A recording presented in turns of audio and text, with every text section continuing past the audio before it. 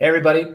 It's Saturday. Well, it's every other Saturday, today being the 19th of February, and you are live with Crypto Connoisseurs with Kevin, that's me, and Jason, who's, I don't know what side of the screen might be on for you. He's on this side of the screen for me. Thanks, everybody, for coming. Quick intro about myself. My name is Kevin Merkel. I am the CEO and founder of a crypto exchange called CoinMetro, among other things. And I like to talk about crypto stuff, and so does Jason. So I'll let Jason introduce himself, and we'll jump right into it. Yeah, my name is Jason Fernandez, co-founder over at Adlunum. And yeah, like Kevin, love chatting all things crypto, and can't wait to get into today's discussion. Let's take it away. Awesome. We got 8 topics today. I don't know if we're going to make them all in 30 minutes, but we're going to try. So here we go. First one coming up. Canada's terrorist financing rules now covering crypto. So Jason Trudeau now is the public enemy number one, apparently, in crypto. So Jason, what do you have you read these headlines? What do you think? Yeah, I've been watching kind of what's going on. It's really troublesome. I mean, the whole idea of crypto in the first place is sort of to as a foil against this sort of government overreach, right? I mean, there was I think Greece, for example, they went in and took a bunch of people's money right out of their bank accounts, and that was supposed to be a use case for crypto. And everybody that moved over to crypto are in Canada, especially now, are not feeling super secure. I mean, Kraken has just come out and said that they can't protect their users against Canada just coming in and grabbing their crypto. So it's like, even if you have crypto, it then starts the question is, how are you storing it? Is that on a decentralized exchange? And I mean, is that on a decentralized wallet that you're custodying the funds, or whether it's on a centralized exchange where, again, somebody can just come in and take it? It's almost like the bank then, right? It's almost like what happened in Greece, if you can just come in and take money out of somebody's account. What are your thoughts? Yeah, exactly. Yeah, obviously, I think the law, aside from crypto, just him enacting this provision, which has never been enacted before, for basically civil disobedience. So there's a convoy that's obviously causing a lot of economic issues because they're blocking borders and stuff. But it is a protest, which I'm pretty sure is covered under Canadian law. So it's civil disobedience, and in this provision, which again has never been enacted, which you would think would be enacted for some type of major criminal organization or something along those lines, gets enacted because a bunch of Canadians don't like mask mandates. That's kind of crazy to me. I think that's the craziest part. But when it comes to crypto, there was mention that it includes digital assets. I don't think we've seen precedents yet. So we haven't seen any crypto exchange get some type of cease and, some order to freeze assets. And you mentioned decentralization. At the end of the day, most people, if the super crypto files may never go to fiat, right? They may always be in the crypto realm, moving wrapped ETH and Ether and wrap this, wrap that, and stable coins and everything. But most people end up at fiat at some point. So the crazy thing about that is decentralized wallets and everything else may still not help you. If somebody really wants to track down your crypto or get their hands on it, they eventually they probably could. But I think they overstepped their boundaries. I think the media might also be overstepping boundaries a bit, simply because if you look at the news, most of the money they're trying to get was on crowdfunding platforms. There's a couple like GoFundMe pages or something where millions were raised. I haven't heard about, there's probably BTC donations somewhere. I don't know. I didn't hear about that specifically, but anyway, like to see how this pans out. Like Jesse Powell said at Kraken, I run a centralized exchange. We are registered at FinTrack in Canada. If we got a letter from a court, a judge, that said that we needed to freeze a certain wallet, well, guess what? We got to freeze that wallet. I mean, it's not because we want to. But I haven't seen that happen yet. So until that happens, I'm not as worried. But it is worrying that just the thing was enacted in the first place. But it's crazy because a lot of places are actually trying to get funds. A lot of protest movements and sort of civil disobedience movements are trying to get funds via crypto. So it hasn't happened yet. It's literally a really short amount of time before it does. Yeah, exactly. So maybe next time we're on the show, we're gonna have something else to talk about. So next one on the block, U.S. Senate banking chief claims big crypto companies are desperate. This comes off the back of those Super Bowl ads. And apparently because a company's able to spend a few million or several million on an ad makes them desperate. So I don't know, Jason, what do you think about that? No, listen, I think that's a bit rich, especially because like what about the banking system? Like most of the fraud is conducted on U.S. dollars for that matter. Not to mention banks themselves notorious about doing like HSBC was fined for money laundering. This other bank, skipping my mind, where it was fined $250 million for money laundering. They've been known to take sacks of cash from Mexican drug lords. This in 2012. This was a huge scandal. Literally, drug lords, and got away with paying a little bit of fine. Not to mention, they've done shady things like I think Wells Fargo was busted for making a whole bunch of accounts without asking people's permission, to increase the number of accounts that they had and have move money around and stuff. I mean, that's the amount of fraud that happens in the general banking system, far exceeds anything that ever happens on crypto. Chain Analysis said something like 8 billion versus 800 billion or trillion or something like that. A couple trillion and 800 billion. So, it's really rich coming from somebody, that's sort of probably in the employ of some degree of banking, lobby or something like that. Yeah, it's that there was it's kind of like China banning crypto every other Thursday or something. This is like this narrative of crypto being used for criminal activity. It has been around since 2010 or so, and it just keeps kind of coming back. The funny thing is it doesn't evolve. You would think that the argument would get a little better. It doesn't. It actually gets stupider. My favorite line has to be from this guy, this U.S. senator. The fact that these companies felt the need to advertise at all is a bit of a giveaway about one of the major claims. If this were actually meant to be currency, why would they need to buy ads? So first of all, most crypto aren't currencies. In fact, I would argue none of them are, but whatever, you can call them cryptocurrencies if you want. But the fact that a company needs to advertise means they're a scam. That's basically what he said. I don't know. I'm hoping that this was an off-the-cuff remark, like, where he didn't actually write this down, or, somebody wrote this down for him. He read it and was like, that's a good one. And then decided, to jump in and lead with that one because it's a pretty stupid comment. But yeah, look, to be fair and to be honest, Silk Road was probably the use case for 80 to 85% of Bitcoin in circulation back in 2009, 10. That's facts. But this isn't 2009 and 10.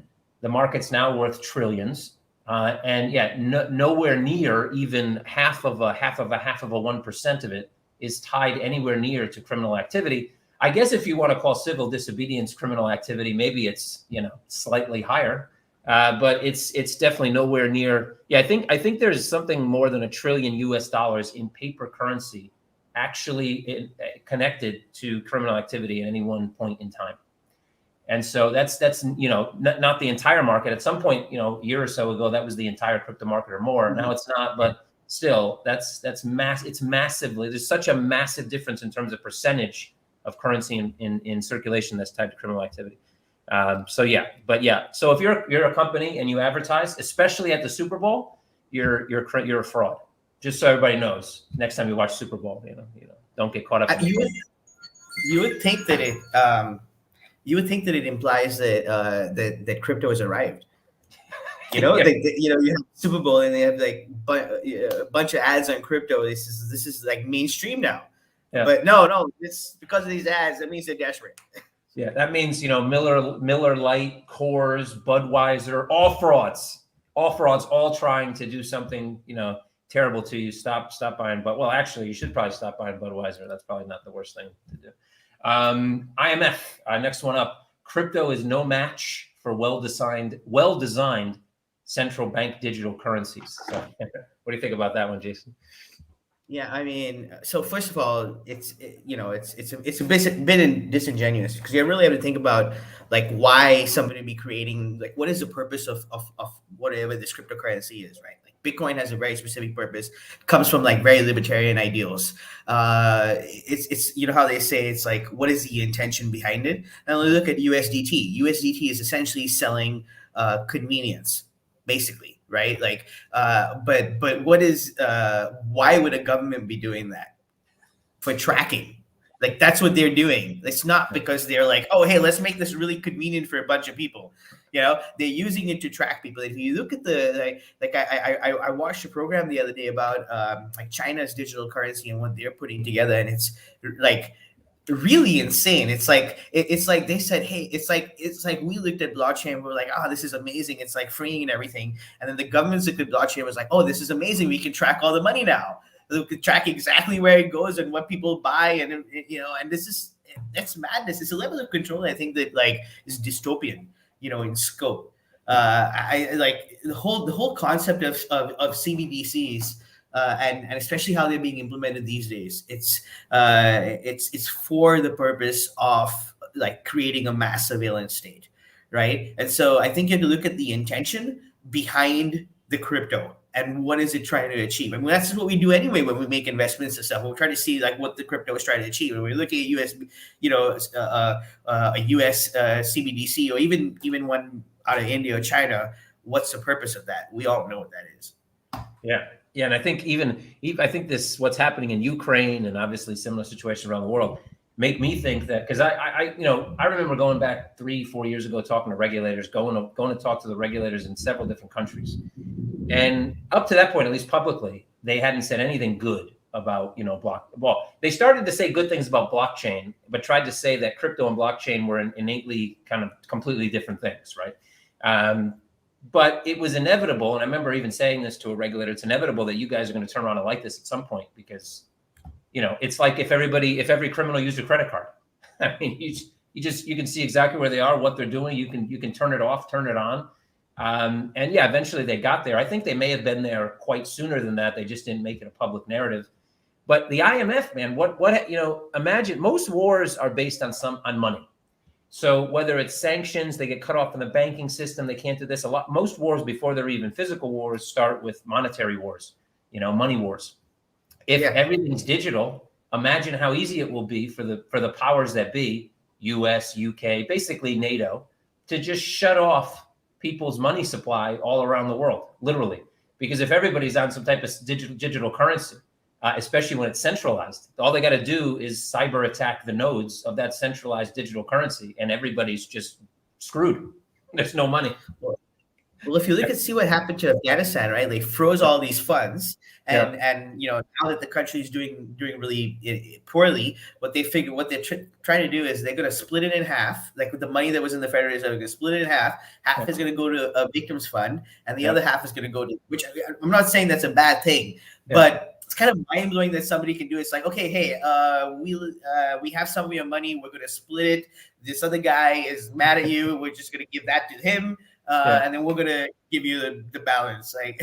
And not even that. Where did they catch Bin Laden? I mean, where did they catch the supposed mastermind? You know, 9/11 and all that other thing. I'm pretty sure it wasn't. He wasn't even. He's not even from Afghanistan. I mean, Afghanistan had literally no tie to what they're giving money for. Again, I'm glad victims are getting money, but that's kind of like me getting convicted of some crime and them taking your money and paying my victims with it. Like, because you think about it, where's that money supposed to be going? It's supposed to be going to aid. I mean, the whole idea of sending any money there at all is because it's going to aid. So you have to wonder whether, like, who is better off, some starving, you know, Afghan kid in a famine, or you know, some fairly comfortable person currently in New York. Now, again, there is a whole thing about compensation again, but you're taking money again from those broke people. And giving these guys over in New York.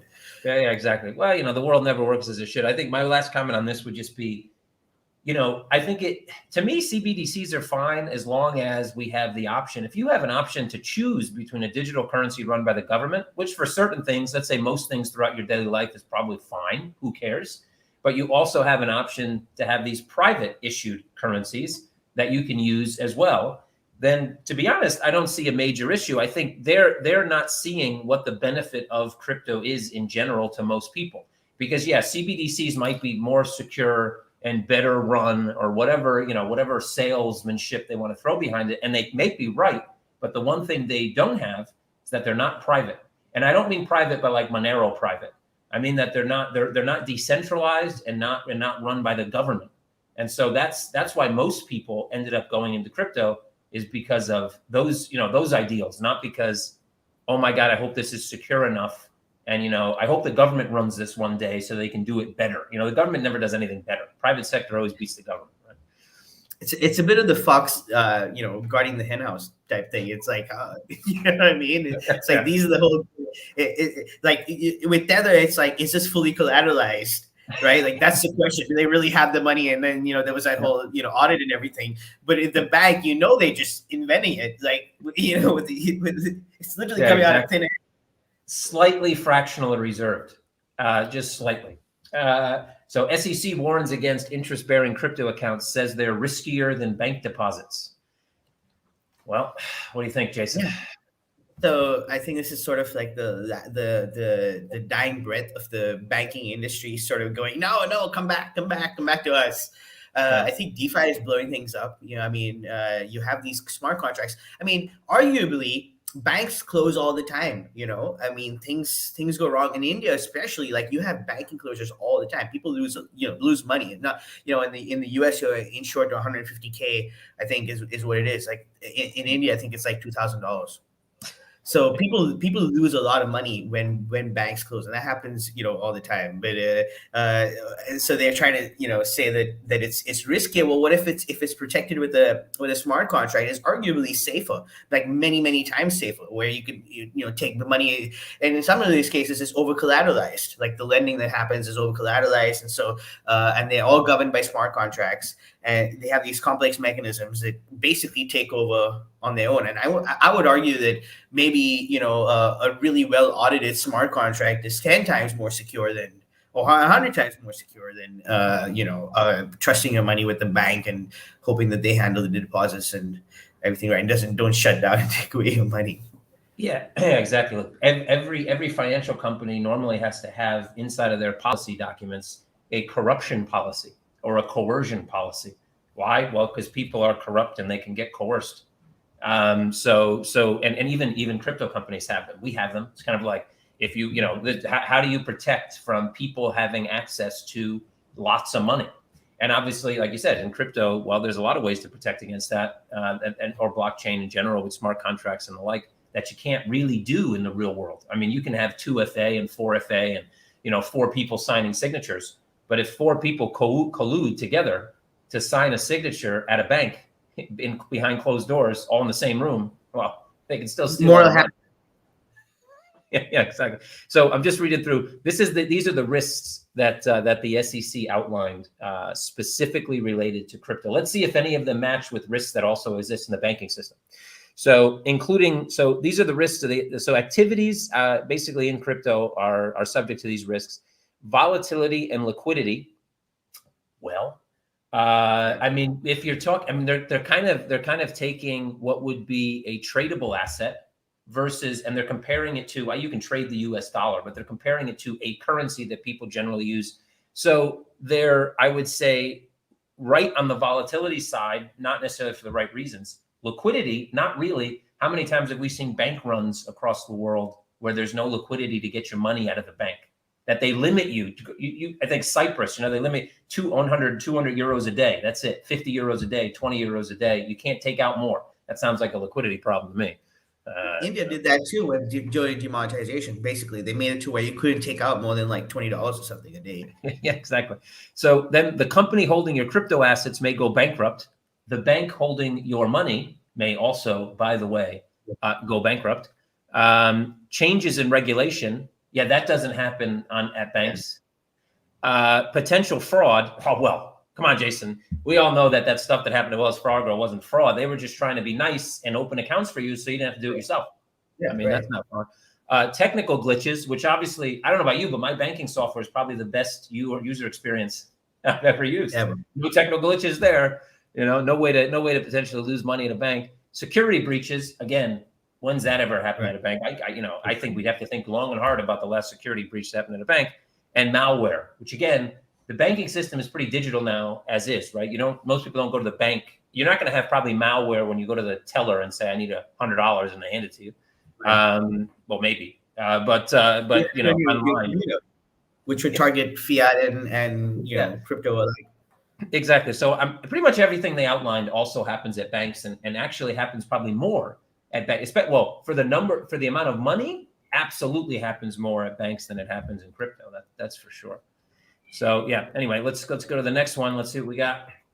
Spanish civil guards bust organization dedicated to laundering money with crypto. Now we get to talk about how sometimes this does happen, I guess. So what do you think, Jason? I mean, at first, I think the title is kind of funny. I mean, that they're dedicated to laundering money with crypto. It's like, oh, this is our mission. But anyways, I mean, first of all, it's interesting that they managed to seize all these cold wallets and get a hold of all them. But we know that this is a much bigger problem with fiat than it's ever been with crypto, right? Like I mentioned earlier, the chain analysis one, it's like $8.6 billion were laundered using crypto, whereas you have 800 billion and 2 trillion estimated to have been laundered through fiat methods. So I mean, it's clearly not comparable. But yeah, I mean, it's these are the kind of stories that get a lot of press, and it's ultimately it's like clickbait, right? That's what it comes down to. It's like, what are people going to read? Let's create this controversy, and unfortunately, oftentimes crypto is at the recipient end of that. I mean, we know in India this happens all the time, right? Like, so you'll have the exact same articles the exact same news every week. They'll put it out, like they'll reinterpret it and they'll put it out like it's like news, and everybody's like, "Oh, God, they're going to ban crypto. They're going to ban crypto," and it's the same. Nothing has happened from the government, like literally zero. But somebody has put out an article. Yeah. I think I'm just reading this, they seize, yes, cold wallets. So I'm assuming they seize like Ledger wallets or, Tether wallets. It probably wasn't the most, that doesn't mean they seize the assets on the cold wallet, right? That just means they have the physical cold wallet, whatever that means, potentially physical, with more than €1 million. Now, €1 million isn't a small amount of money, but in terms of, headlines for seizing money from, criminal organizations, $1 million is like, who kind of cares? Yeah. And yeah, I think a lot of people, because I've had this conversation with people, and I'm like, well, the financial world, the traditional financial world is so much bigger. And so, so let's look at ratios, even with a ratio, even if it was 10 billion laundered through crypto, and we have roughly a 2 trillion market cap. Well, that's, what's that? 200 times, or 1/200th of the total market cap. And 2 trillion, if we go to the high level, 2 trillion of US dollars. This is now, if we're talking about physical currency, the actual currency that exists, I think there's like 13 trillion that exist in physical currency. This is just US dollars around the world. It's 11 to 13. I don't know what the current number is. So that's, a fourth, a fifth, a sixth. That's quite the small, difference. Really very large amount, right? In comparison. Yeah. It's massive, absolutely massive. So again, yeah, and it's disingenuous to not give you that scale when you're reading the article. It kind of gives you like right there. It tells you the slant of that article just by virtue of not giving you the relevant context. Exactly, and you don't see articles like this when they seize $1 million in cash, because it's just not enough. People aren't going to care. They're going to be like, yeah. Lots of people have millions. But when it's crypto, this could have been probably 200,000. It still would have made the news. Whereas if they have to seize, maybe 10, 20, 50, 100 million worth of cash before anybody really cares. So yeah, I think they're just, like I said, most of these things are kind of, you can tell when an industry is getting real close to either having to super pivot or absolutely change what they're doing.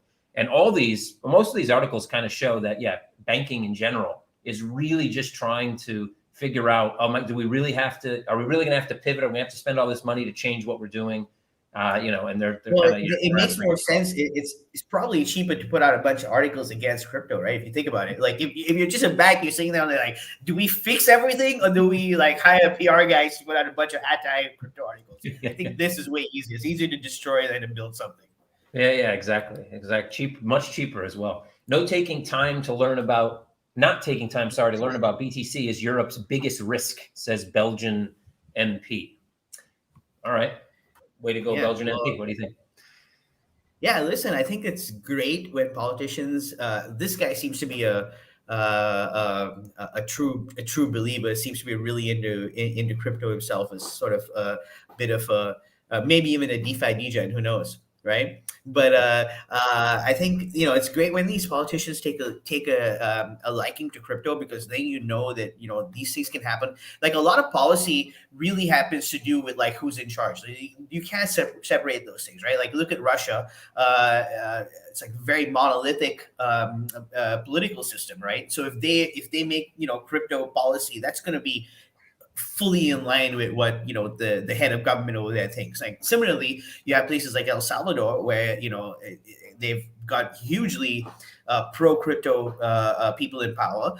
You see that same thing happening in Miami, like even in the United States, and then you see these changes. New York, I believe, is also getting into a bunch of crypto stuff again, because people in power seem to maybe privately have taken a liking to it, and really tend to see it interesting. I know that that's what happened with El Salvador, and even in South Africa. I know that like for a while the son of the current prime minister was really into crypto and was going to a bunch of conferences and things like that. And that that's doubtlessly going to have a positive impact on any sort of regulation that happens there. So I think it's great when these sort of things happen.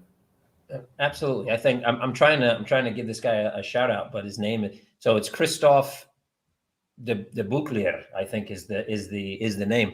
But shout out to Christophe. So yeah, he's definitely a BTC maximalist, it looks like. Yeah, he might be a DeFi degen, who knows?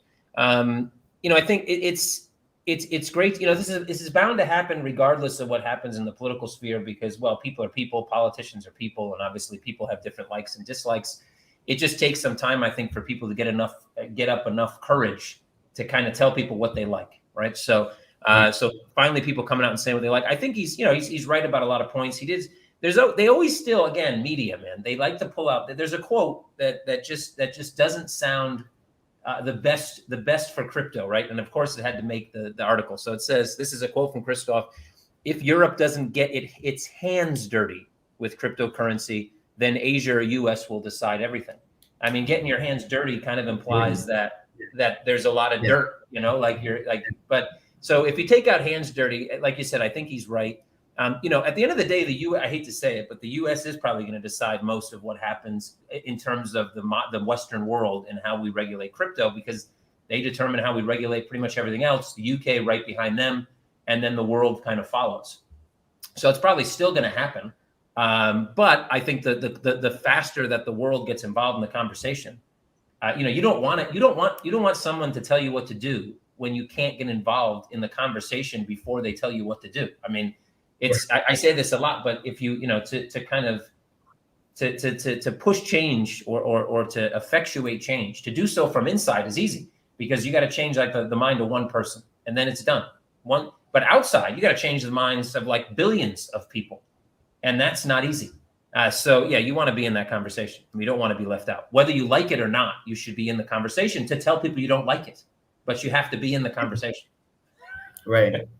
I mean, I think if there's one thing that we learned today, or that's been really apparent today, based off of the news stories that we looked at, it's that like there seems to be maybe economic benefit in pushing FUD, right? For various parties involved. And probably, and then of course, when the other side starts advertising, it's because they're desperate, right? It's like this double standard, and why that double standard exists is probably, again, in no small part due to the balance of power currently being on that side. Well, should it shift a little on this side, we might see a completely different, kind of propaganda. So I think that do not underestimate the power of propaganda. Is what the sum up of this shows. If history repeats itself, which people say it rhymes, which to me sounds about the same thing, but whether it rhymes or repeats, we will get to a point where we start to see FUD about the banking system more than we see FUD about the crypto system. That's what we will get there. And we're inching our way there now. All right, we only have about 30 seconds, but I think we only have 2 topics. So maybe we can get through them both and go over by a minute or so here. Let's see. Wormhole hack illustrates danger of cross-chain bridges. So yeah, what do you think, Jason? Have you? I'm sure you heard about the wormhole hack. Yeah. I mean, at Early Luna's February. partnered in Sphere Finance, which is a cross-chain bridge. And one of the things about it's like every day we hear, sort of these hacks of cross-chain bridges. I mean, that's probably one of the most risky areas of the whole DeFi landscape in the first place. I was talking to a guy, an entrepreneur that actually got his smart contract audited by, I would say, somebody a firm that's well known to be in the top one or two Yeah. firms for auditing. I think it comes up into your head instantly when I say that. So I won't, but and apparently he literally he injected code in there that was just to If see if they they find, catch it, and they did it. yeah, And they'd spent like tens of thousands of dollars, and I mean several tens of thousands, like somewhere in the neighborhood of like 50 to 80K yeah, to run this audit, and it wasn't caught. This seems to happen even in some what do you call it, launch pads and stuff. You have some. So I think that, yeah, I mean, yes, it's dangerous, and I wonder what if there's going to be some sort of uniformity over time about how these bridges are built, in a sense that they can be better audited. For example, it's all about audits, I think. yeah, exactly. I mean, look, all nuanced technology is always going to break, and people are going to find ways to break it until eventually that nuanced technology becomes more of a standard, and then it's very difficult to break. And people, but criminals are always going to find a way to steal money. So, and they're going to find the weakest link. So, I think this is kind of a bump in the road. And yes, sometimes they're big bumps. This was what $375 million worth of ether when it was taken. Slightly less now. I guess that doesn't make anybody feel any better, but yeah. So these things are going to happen. I think Vitalik saying something like keeping your native ETH on ETH and your native Solana on Solana is probably the safest bet, and he's probably right. But at the same time, at the end of the day, these things will get more secure. And there's even bridges now that, like, for instance, we at CoinMetro run a centralized bridge for Cadena. So you can come and get wrapped Cadena or eventually or soon, very soon, wrapped assets on Cadena's protocol through a centralized fiat on an off ramp. So there isn't this decentralized, or there is no. Of course, centralized exchanges can still get hacked. We all know that. But it does reduce some of that.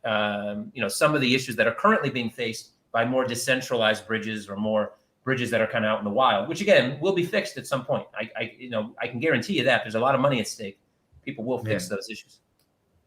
Okay, last one. Let's see what we got. Banning Bitcoin in Russia is the same as banning the internet, minister says. So yeah, I don't have a name on this minister, but what do you think, Jason? Yeah, I mean, so Russia has been. So we know that the central bank in Russia has been really hostile to crypto, and has been try to everything possible to shut it down. But that's not, again, not unusual. Maybe we even touched on this, I think, a couple of weeks ago. It's not unusual for governments in general. Like within every government that seems to be having this internal debate in crypto, there's oftentimes like a fight over who gets to regulate it, right? And because it has the word currencies in there, that gives like central banks to sort of like go ahead to go, hey, wait a second, it's ours, it's us, it's on us, right? And then their version of the SEC or the Commodities Trading Commission, CFTC, for example, whatever versions of them that they have in those respective countries, they say no, it's an asset, it's a commodity, so that falls under us. We get to regulate it, right? And the ones that whenever this sort of tug of war happens, it always seems like this the commodity side of it is a lot more open to regulation, in a positive regulation, as opposed to the other side of it, which would be more in terms of wanting to just sort of like ban it outright, which makes sense though, obviously, because it's literally a threat to specifically what they're doing. It's a threat to their money. It's like if it's a currency and these guys are in charge of currency, they're like, wait a second, how do we get a hold of, like, who do we get a hold of to complain about that? So I mean, but Russia is. It seems like there might be some dissent in Russia, which I suppose is good. We'll see how it plays out, though. Hopefully, it's not fully monolithic. Like maybe they have that same sort of tug of war, and maybe their finance ministry might step in. Who knows? We'll see. I think it's interesting that Ukraine, now that they're about to supposedly, well, Western media is definitely saying they're about to get invaded by Russia, that they just out of nowhere decided to make cryptocurrency legal, as if they're like, well, we're going to get invaded anyway, so it's not like we're going to have to do anything about this. So let's just go ahead and knock this one off the, let's get this one out of the way. Well, you think it has something to do with funding? You think it has something to do with like them trying to be able to get a bunch of funding into Ukraine and like making that much easier? I had the same thought. I mean, why not? I mean, they did it so fast. I mean, imagine kind of you have all these rumors about getting invaded, and I mean, why would that be the first thing? Why would that make news? Yeah, I know. Exactly. Like, Russia on your door, you're like, okay, do we legalize cryptocurrency? Yeah. But anyway, I think this minister's comment is right. I mean, they tried to ban the internet. Decentralized systems in any way, shape, or form are impossible, literally, to ban. Somebody will find a way, whether it's through a Chinese firewall or, whether it's through whatever, to get involved in decentralized systems. So, and they're just missing out. I mean, if what they usually cite is true, which is we don't want people to lose their money, we don't want people to get defrauded, it's too high risk, and we want to protect our citizens, then the only way to do that is to regulate it. If you ban it, then the citizens will still get involved. And if that's your care, that, oh my God, my citizens may lose money, they're still going to lose it. But if you regulate it, you have a chance of at least, mitigating that loss. So those two arguments don't make any sense. And eventually, you get to the point where either they stop using those arguments or they regulate rather than ban. Okay. So, yeah. Anyway, we got to 36 minutes this week, so we went a little bit over, but who cares, I guess, at the grand scope of things. So thank you, Jason. This has been Crypto Connoisseurs. This is sponsored by Block Leaders. Check out blockleaders.io for some really cool crypto-related content. And see you guys here in 2 weeks. Before we go, let's just give a quick shout out to some of the people. Jack Gill, we got to your question about Ukraine a bit. Matthews and Drake, thanks for joining y'all, and join us next time. Thanks for seeing that, Jason. Appreciate it. See you guys here in 2 weeks. Cheers.